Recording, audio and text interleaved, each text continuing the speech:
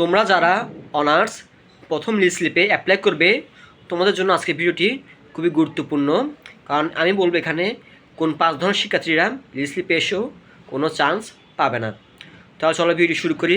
আর video শুরুতে অবশ্যই বলবো তোমরা যারা সাবস্ক্রাইব করো না এখন অবশ্যই সাবস্ক্রাইব করে দাও এবং তোমার বন্ধুর সাথে ভিডিওটি শেয়ার করে দাও। সো তোমরা যে 5 ধরনের শিক্ষার্থীরা কখনোই লিস্ট স্লিপে এসেও চান্স পাবে না, আজকে ভিডিওটি তাদের জন্যই। তোমরা যে 5টি ভুল সবসময় করে থাকো লিস্ট স্লিপে এসেও। তাহলে চলো ভুলগুলো বলি একটা একটা। প্রথম ভুল, তোমরা সবাই চাও কি যে একটা সরকারি কলেজে আমি যেন পড়তে পারি এই 4টি বছর। এখন আমি বলবো বেশিরভাগ সরকারি কলেজে প্রথম মেরিট, দ্বিতীয় মেরিট এবং কোটা মেরিটে চান্স অলরেডি হয়ে গেছে অনেক শিক্ষার্থী। বেশিরভাগ ভালো শিক্ষার্থীদেরকে তারা প্রথম মেরিট, দ্বিতীয় মেরিট এবং কোটা মেরিটে নিয়ে ফেলেছে সব সরকারি কলেজগুলোই। সরকারি কলেজগুলো তেমন একটি সিট এখন কিন্তু বাকি নাই আর। যা বাকি আছে বিশেষ করে এগুলো আছে বেসরকারি কলেজগুলোতে। কারণ 3 ভাগের 2 ভাগ শিক্ষার্থী তারা নিয়ে ফেলেছে অলরেডি সরকারি কলেজে। আর সকলের পছন্দ থাকে একটি সরকারি কলেজে সাবজেক্ট যেমনই হোক আমি সেটাতেই পড়বো।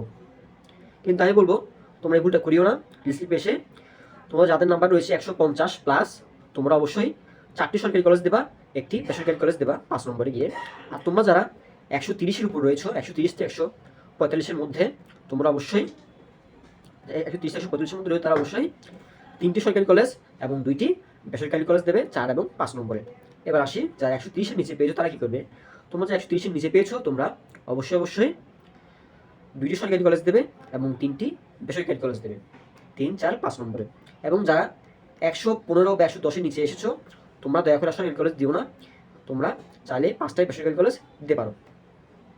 সেটাই বলবো, তোমরা যে 5টা সরকারি কলেজ দেওয়ার ইচ্ছা থাকে তোমাদের সেখান থেকে তোমরা বেরিয়ে এসো। এবার আসি তোমাদের দ্বিতীয় ভুলটা নিয়ে।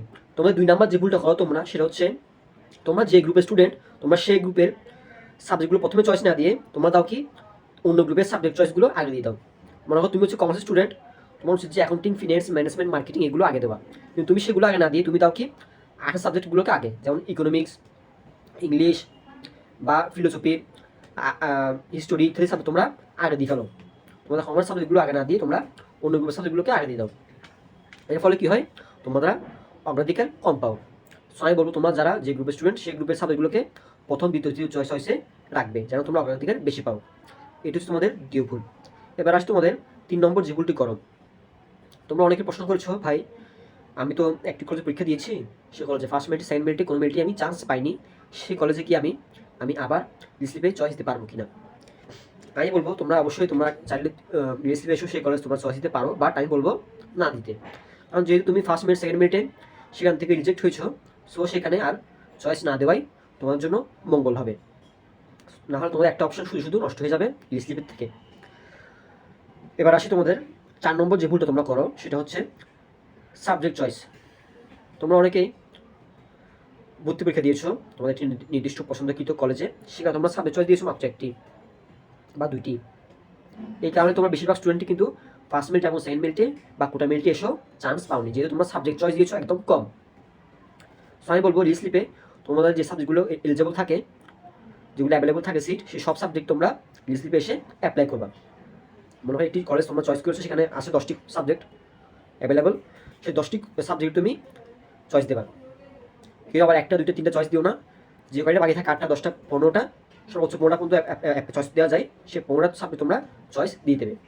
এই তোমাদের 4র্থ ভুল যেটা বললাম। এবার আসি পঞ্চম ভুলে। তোমাদের পঞ্চম ভুলটি হলো তোমরা চাও যে কোনো কাজ একটু পরে করি। কেন বলছি এটা, তোমাদের রিসিপ ডেট হচ্ছে 30 জুন থেকে 15 জুলাই পর্যন্ত। তোমরা অনেকেই লাস্ট ডে গিয়ে অ্যাপ্লাই করতে যাবে, মনে হয় 14 তারিখ বা 15 তারিখ তোমরা অ্যাপ্লাই করতে যাবে। সেক্ষেত্রে তোমার একটু প্রবলেম হতে পারে, কারণ জাতীয় বিশ্ববিদ্যালয়ের সার্ভার কিন্তু প্রায় সময় ডিস্টার্ব করে একদম শেষ মোমেন্টে গিয়ে। সো আমি বলবো তোমরা কখনোই লাস্ট ডেটে গিয়ে অ্যাপ্লাই করতে যাইও না। তোমরা বেশিরভাগকে বলবো আমি 30 জুন থেকে 10 জুলাইয়ের মধ্যে বা 10 তারিখের মধ্যে তোমরা অ্যাপ্লাই করে ফেলবা, মানে প্রথম 10 দিনের মধ্যে তোমরা অ্যাপ্লাই করে ফেলবা, তা তোমার জন্যই মঙ্গল হবে। আর লাস্টে গিয়ে তোমাদের অনেক হ্যাজেলে পড়তে হতে পারে। সেটাই ছিল তোমাদের 5টি ভুল, যেখানে তোমার 5জন শিক্ষার্থী তোমরা কখনোই রিসিপে এসেও চান্স মিস করবে। সো যাই হোক, তোমরা চাইবা যেন এই ফার্স্ট রিসিপে তোমরা তোমাদের চান্স গ্র্যাব করে ফেলতে, কারণ সেকেন্ড রিসিপে সিট আর থাকবে না তেমন একটা। সেটাকে ছিল আপডেট। ভিডিও ভালো লাগলে অবশ্যই সাবস্ক্রাইব করবে, লাইক, কমেন্ট, শেয়ার করবে, তোমার ফ্রেন্ডদের সাথে শেয়ার করে দেবে এবং তোমাদের কলেজের মেসেঞ্জার গ্রুপ, হোয়াটসঅ্যাপ গ্রুপে শেয়ার করে দেবে। ধন্যবাদ সবাইকে, সবাই সুস্থ থাকবে, ভালো থাকবে। তোমাদের কোনো প্রশ্ন থাকলে অবশ্যই আমাকে কমেন্ট বক্সে কমেন্ট করো।